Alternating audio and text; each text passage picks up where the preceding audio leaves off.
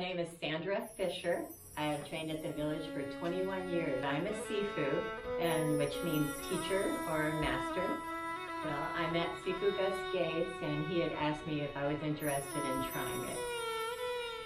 It was a lot of fun. I've learned that you can't lose your sense of humor. I was always a shallow breather, and so whenever I was nervous or under pressure, or even when I used to sprint, I would start rapid breathing. And so through my training at the village, I've learned how to slow down my breathing and regulate it and find a sense of calm. A lot of people think meditation is where I have to just sit and be still, but actually at the village, meditation for us is, in my Qigong training, I learned how to slow down and to regulate my breathing, but the secret ingredient, I think, really is through my combat training, because there's a constant pressure that's applied on me when I'm on the floor. I have to have the combative pressure to feel uncomfortable, because I have to deal with things I'm uncomfortable with all the time outside of here.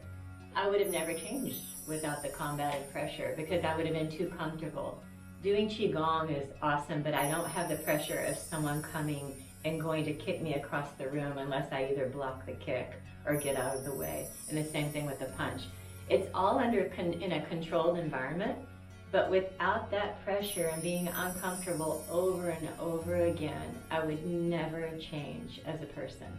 I've learned how to slow down my breathing and be able to take care of whatever the task is at hand I have to handle before I move on. So doing this for the last 21 years has helped me have the tools to learn how to breathe properly.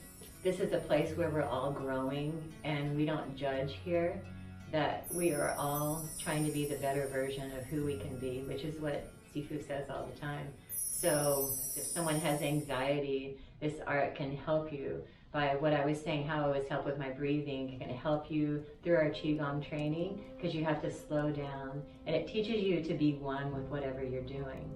And then our combative training is so important, because without that, then the person would never change. And this would help them get over their anxiety. By the more training that they did, the more that it would become embodied in them. Yeah, this is something that people can't understand until they're actually put in this situation. And the more I've trained through the pressure and the combat, and the more I work on my drills, I'm actually changing myself, and I'm becoming more comfortable with who I am, and that translates to outside of the village, and therefore I'm taking care of like an anxiety if someone has that issue. I notice change in people, but it is a personal choice. Not everyone wants to put in the hard work. If someone was interested in coming to the village, I would tell them that this is a safe place to be, and that our Sifu, Gus Gates, is so patient with all of our students, but he knows how much pressure to put on us. And without that pressure, there's not going to be a change in the student. The change starts happening the more you train, because it's becoming, embodied in you. But you don't really notice it. You're just busy training, and then all of a sudden over time you start to see these little changes. Like in my decision making outside of here, things become a little more simple, and I'm able to make a decision rather than being on the fence. But that's because of the constant training that I'm doing in here, like fixing myself, working on myself every day, becoming better at my skill. I think when people come in, we get all sorts of people who, some want to show off, some want to actually learn, some say they're super excited, but meanwhile deep down inside they're really nervous, I think.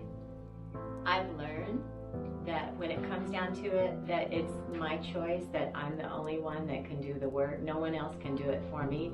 And that's why this process of change is uncomfortable, but it's definitely transformative. You can't fake doing village fighting here. It's a daily practice for me. Most mornings when I get up, I like to go outside and have my quiet time, and then I'll do some type of Qigong training or some internal training, which I've been taught Yes, I've seen so many people that have come in here, because I did start 21 years ago. So I've seen a lot of arrogant people and shy people, all sorts of people. We're all in here because we're broken. We're here to fix ourselves. I've seen people try to resist the training because we're really working on ourselves, and people have a hard time if they're used to doing something a certain way. I think that they have a hard time of letting that go or putting it to the side and then learning something new. And that's a way of resisting the training, and then therefore they're resisting change. I have done so much research, and I have never seen that, personally, I've never seen another place train a complete system like what we do at the village. I love China, and I've been 3 times. And the first time I went was in 2006, and 2016 and 17. And I was fortunate to go with Sifu Cascades. And I went to Wudong and Shaolin, Shaolin being the birthplace of Kung Fu, and Wudong being the birthplace of Tai Chi. And there's such a connection there. This is, Sifu has taught us so much about digging into the depth of our art.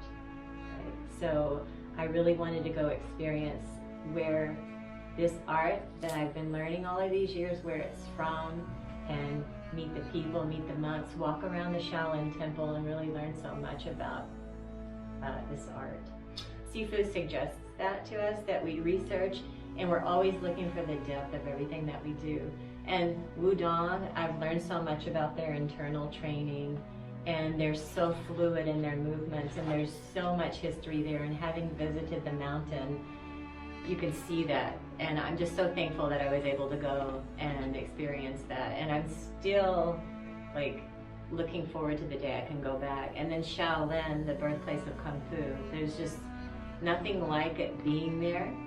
And understanding that we were talking to a Buddhist teacher there, and he was telling us that you have to be able to look into your heart, and everything comes from the heart, and you want to be a really good person. And I know that, but hearing that from someone who's been in Shaolin and their roots are in Shaolin, it was just so awesome to experience that.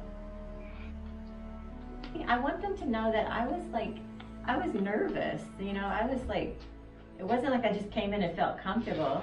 In the beginning of my training, just opening the door at the village and seeing all the guys on the floor made me want to shut the door and go back to my car and leave. But something in me like propelled me forward, and I faced my fears, and this repetition of feeling uncomfortable made a change in me.